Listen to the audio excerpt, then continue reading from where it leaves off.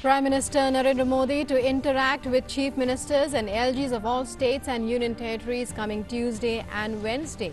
This will be Prime Minister's first interaction with Chief Ministers after Unlock 1 was set in motion.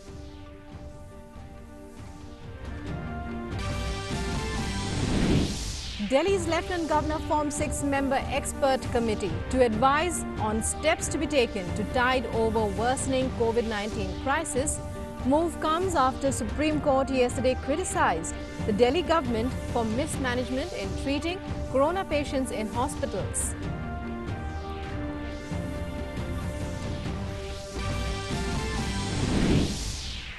Security forces gunned down 2 terrorists in ongoing encounter in Kulgam of Jammu and Kashmir.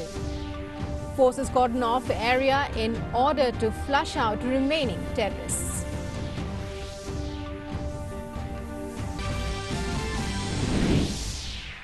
Army Chief General M.M. Narwane takes part in passing out parade at Indian Military Academy, Dehradun. 333 cadets joined the officer ranks of Indian Army after the ceremony.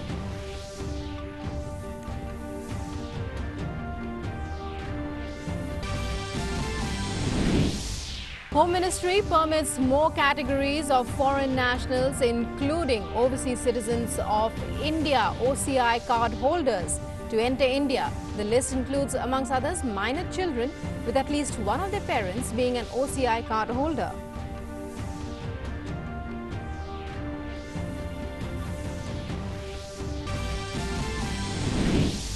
And recovery rate goes up to 49.47% with over 1,47,000 patients having recovered from COVID-19.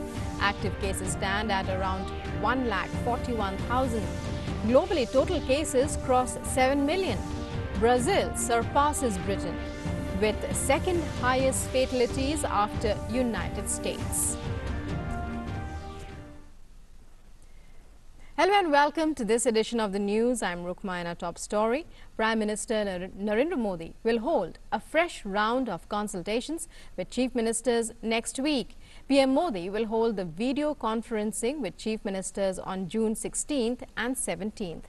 The 2-day virtual meet comes against the backdrop of rising number of coronavirus cases in the country. This will be the Prime Minister's first meeting with Chief Ministers under Unlock 1. Several relaxations have been made for public and businesses to ensure that economic activity hit by the lockdown gathers momentum. States have been divided in 2 slots for the 2-day virtual meet. Home Minister Amit Shah spoke with all the chief ministers over telephone in the last week of May, just before Lockdown 4 was to end.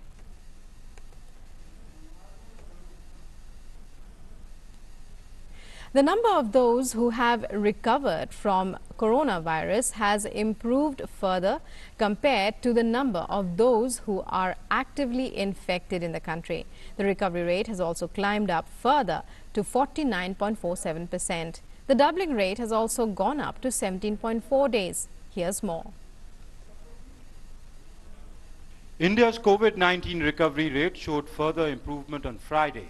The number of recovered patients from COVID-19 exceeded the number of active patients for the 3rd consecutive day. According to Health Ministry data,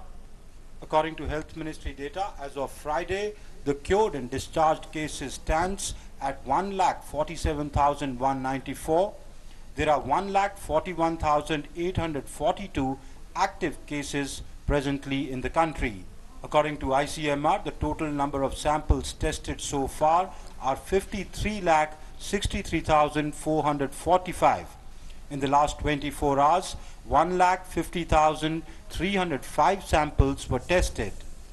The doubling time has also improved to 17.4 days. The union government is constantly monitoring the situation and directing the state governments to take steps to win the battle against COVID-19. The Cabinet Secretary on Friday held a meeting with Chief Secretaries, Health and Urban Development Secretaries of all states through a video link, and they were asked to pay special attention to emerging epicenters of COVID-19 cases and undertake stringent containment measures to check the contagion. The states on their part are taking special measures to contain the spread of the infection. Madhya Pradesh government has decided to completely shut Bhopal on Saturdays and Sundays in view of the alarming rise in the number of coronavirus cases in the state capital. पूरा मध्य प्रदेश लगभग संभल गया है। भोपाल का है, अब आज ये भी तय किया है कि अब भोपाल 5 दिन खुलेगा, पूरा भोपाल खुलेगा 5 दिन, और 2 दिन शनिवार इतवार इसको बंद रखेंगे। Karnataka cabinet has decided to bar online classes for students from class 1st to class 7th. The Karnataka government has, however, decided to go ahead with the class 10th board exams as scheduled from the 25th of June. The situation in Maharashtra, however, grew alarming with the number of coronavirus cases crossing the 1 lakh mark on Friday after 3,493 people were found infected during the day. A cabinet minister in the Uddhav Thackeray government also tested positive for COVID-19 on Friday. Meanwhile, the Indian Council of Medical Research has ramped up testing capacity for detecting the virus, and a total of 877 laboratories, 637 government and 240 private are presently operational in the country. With Natendra Singh, Sudhakar Das and Shishir Shailar, DD India. The government on Friday allowed certain categories of foreigners, including overseas citizens of India, OCI card holders, to enter India amid restrictions on the entry of people from abroad due to the COVID-19 pandemic. Foreign nationals who are minor children, where at least one of their parents is an Indian citizen or an OCI card holder. Foreign nationals married to Indian citizens. Foreign nationals who are single parents of minor children holding Indian passports or OCI cards, students who are foreign nationals where at least one of their parents is an Indian citizen or an OCI card holder, dependent family members of foreign diplomats, and official or service passports holding service staff accredited to foreign diplomatic missions, consular offices or accredited international organizations in India. However, these foreign nationals will have to obtain a fresh visa of appropriate category from Indian missions and posts abroad. Foreign nationals holding a valid long-term multiple entry visa of appropriate category issued by Indian missions and posts abroad shall have to get the visa revalidated from the Indian mission and post concerned. Such foreign nationals will not be permitted to travel to India on the strength of any electronic visa obtained earlier. Consequently, visa restrictions imposed by the MHA on April 17th and May 5th would not apply to the above mentioned of foreign nationals. Similarly, travel restrictions imposed on May 7th would not apply to any aircraft or any other vehicle by which the above mentioned categories of foreign nationals, including OCI card holders, may travel to India. The Health and Family Welfare Ministry in its Twitter handle posted some guidelines on preventive measures to be followed at various places in order to contain the spread of COVID-19. As we progress in Unlock 1, to contain the spread of COVID-19, we need to follow COVID-appropriate behavior at all times. These are the guidelines on preventive measures to contain the spread of COVID-19 at religious places. Here are a few more guidelines on preventive measures to contain spread of COVID-19 in offices. The Health Ministry's guidelines on preventive measures to be followed to contain the spread of coronavirus at shopping malls. Guidelines to be followed by people while visiting a restaurant. As we progress in Unlock 1 to contain the spread of COVID-19, we need to follow COVID-appropriate behavior at all times.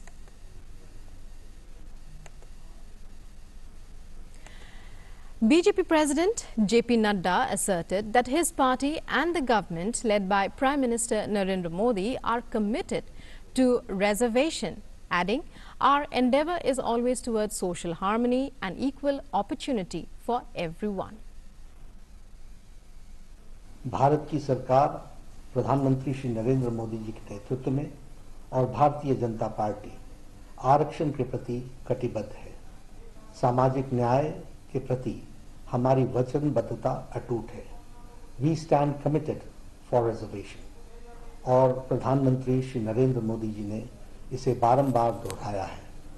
सामाजिक समरसता और सबको समान अवसर मिले, इसके लिए हम हमेशा प्रयासरत रहे हैं। भारतीय जनता पार्टी आरक्षण के प्रति समर्पित और कटिबद्ध है। As the number of coronavirus cases continues to spiral in the national capital, Delhi Lieutenant Governor Anil Baijal on Friday constituted a high-level expert committee, which includes ICMR Director General Balram Bhargav, to suggest effective steps to deal with the pandemic. The move comes on a day the Supreme Court termed as horrific the state of affairs in Delhi hospitals, with bodies being stacked next to COVID-19 patients. The Supreme Court also said the situation in Delhi is horrendous, horrific and pathetic. A day before, the Delhi High Court had observed that the national capital is heading towards becoming the corona capital of the country. The 6-member panel also includes National Disaster Management Authority members Krishna Vats and Kamal Kishore, Indian Council of Medical Research DG Balram Bhargav, AIIMS Director Randeep Guleria, DGHS Additional DDG Dr. Ravindran and National Centre for Disease Control Director Surjit Kumar Singh. Baijal is the chairman of the Delhi Disaster Management Authority. The development comes 2 days after Chief Minister Arvind Kejriwal had met Union Home Minister Amit Shah, and both the leaders discussed the COVID-19 situation in Delhi. The number of infections worldwide is increasing manifold. According to data from Johns Hopkins, over 76.20 lakh people, that is 76 lakh 20,000 people have been infected, and over 4 lakh 24,000 have lost their lives due to COVID-19 worldwide. While the US tops with the highest number of infections at over 20 lakh 44,000 and over 1 lakh 14,000 deaths due to COVID-19, Brazil stands second with over 8 lakh 28,000 cases, followed by Russia with 5 lakh 10,000 confirmed cases of COVID-19. India comes in the 4th position with over 2 lakh 97,000 confirmed cases, followed by the United Kingdom in the 5th position, having over 2 lakh 94,000 confirmed cases of coronavirus. The WHO has said that vaccines for the new virus should be made available as a global public good to ensure everyone has fair access to any life-saving products that are developed. WHO Director General Tedros at a press conference said that any vaccine being a global public good should be promoted, and leaders should make a political commitment towards this. Discussed in that platform of the meeting of the relevant stakeholders a draft allocation framework. But that draft or the allocation criteria cannot be implemented unless there is a global consensus on making any vaccine that will be found or discovered as a global public good. And for that to happen, we need political commitment.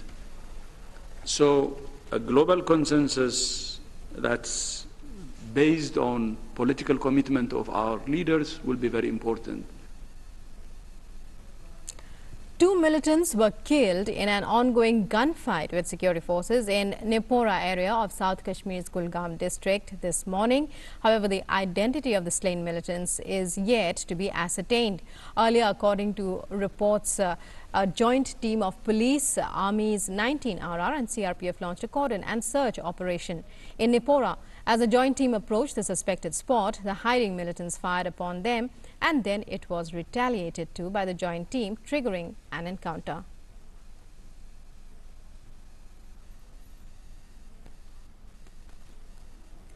Army Chief General Manoj Mukund Narwane reviewed the passing out parade of 423 officers at the Indian Military Academy in Dehradun in Uttarakhand today. In all, 423 officer cadets took part in the parade, including 333 Indians and 90 foreign cadets. Due to corona crisis, the ceremony has been low-key this time, with parents of cadets not invited.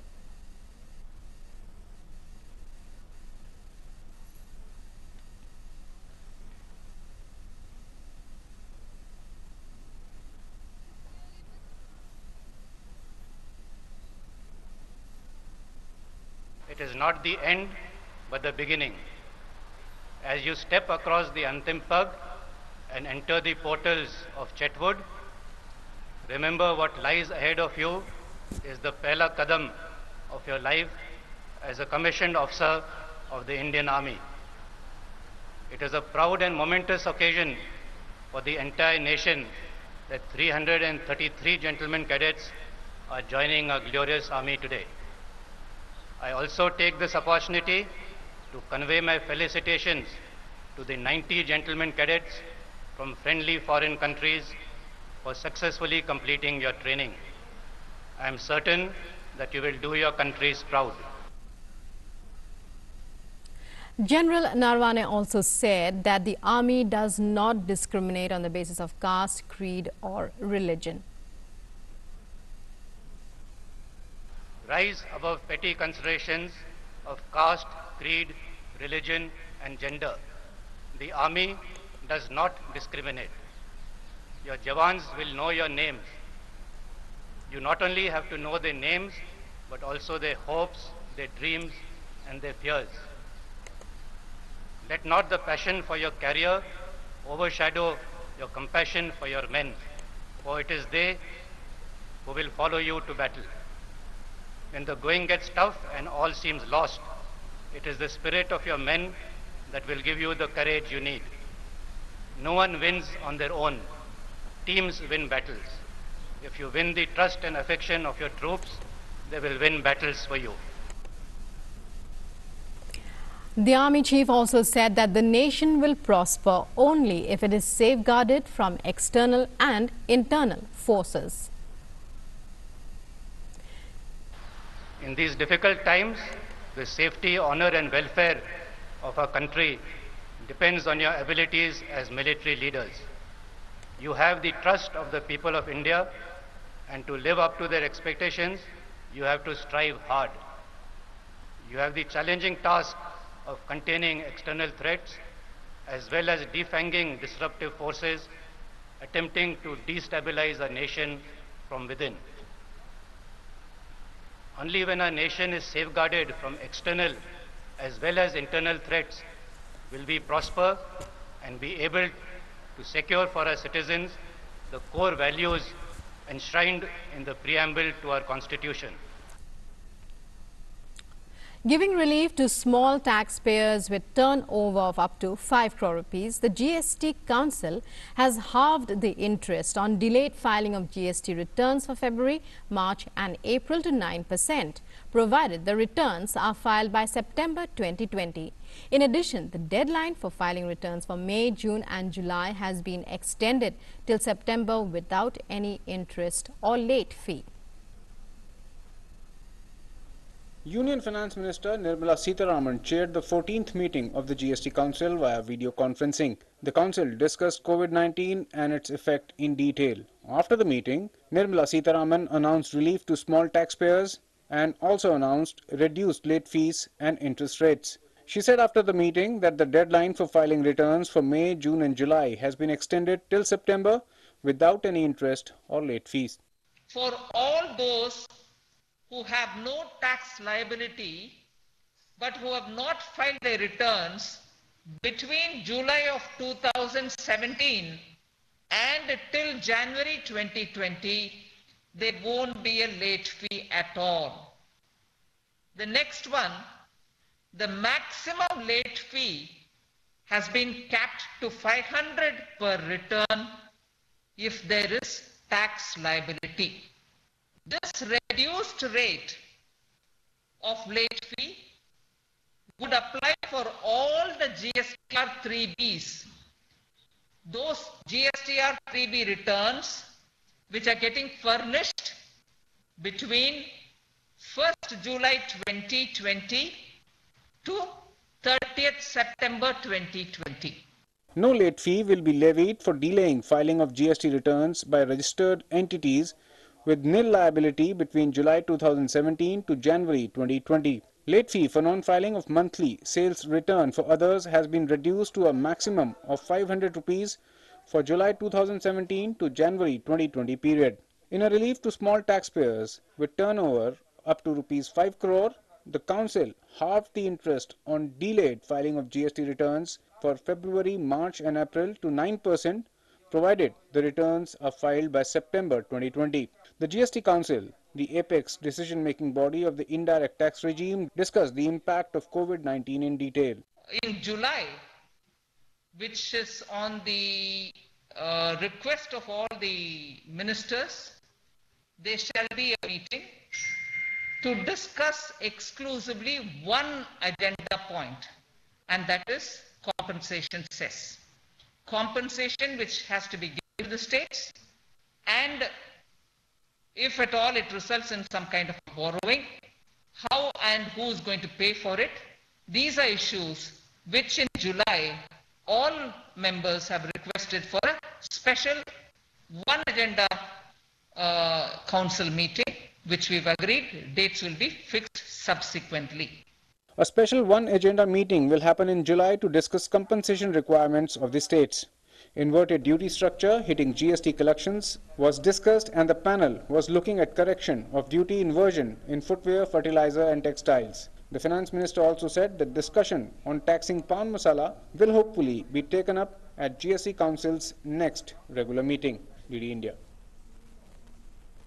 The government of Myanmar has decided to scrutinize the Muse-Mandalay railway project connecting Mandalay with the capital city of Yunnan province in China. Speaking about the decision of the government, Myanmar Railways Managing Director said that a Swiss company will review the feasibility study of the railway project submitted by the Chinar Railway Erion Engineering Group, reported Irrawaddy.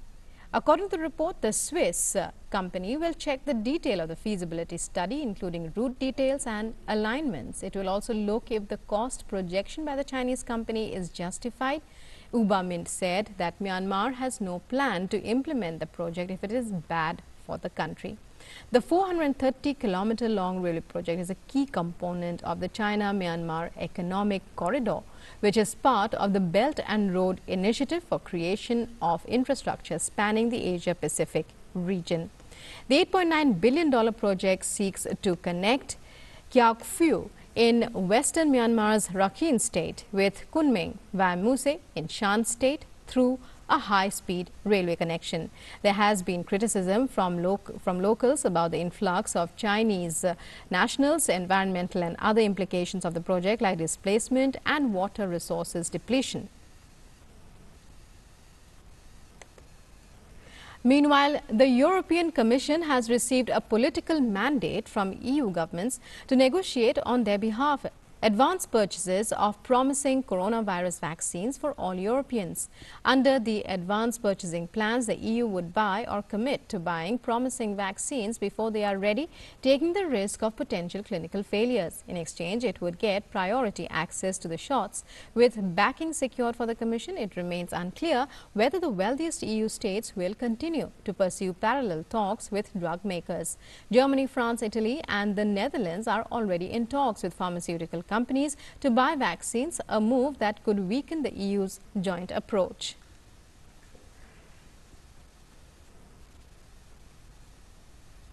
France will lift restrictions at its borders for EU travellers on June 15th. In a statement, French Interior and Foreign Ministry said this decision has been taken given a favourable development of the health situation, both in the country and Europe, and in accordance with the recommendations of the European Commission.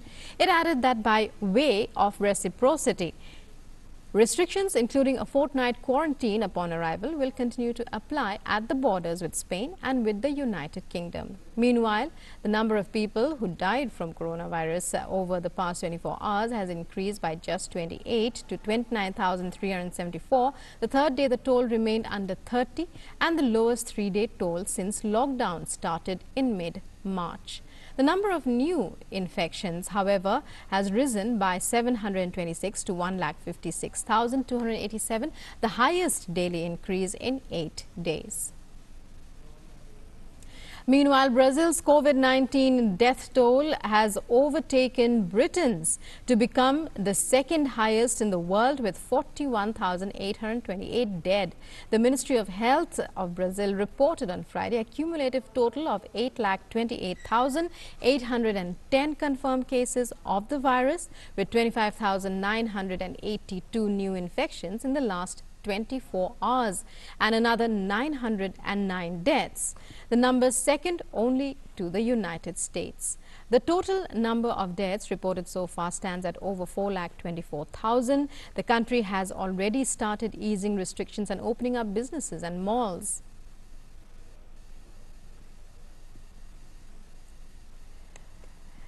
And well, that's all we have time for in this edition of the news. News and updates continue on DD News and DD India. Namaskar.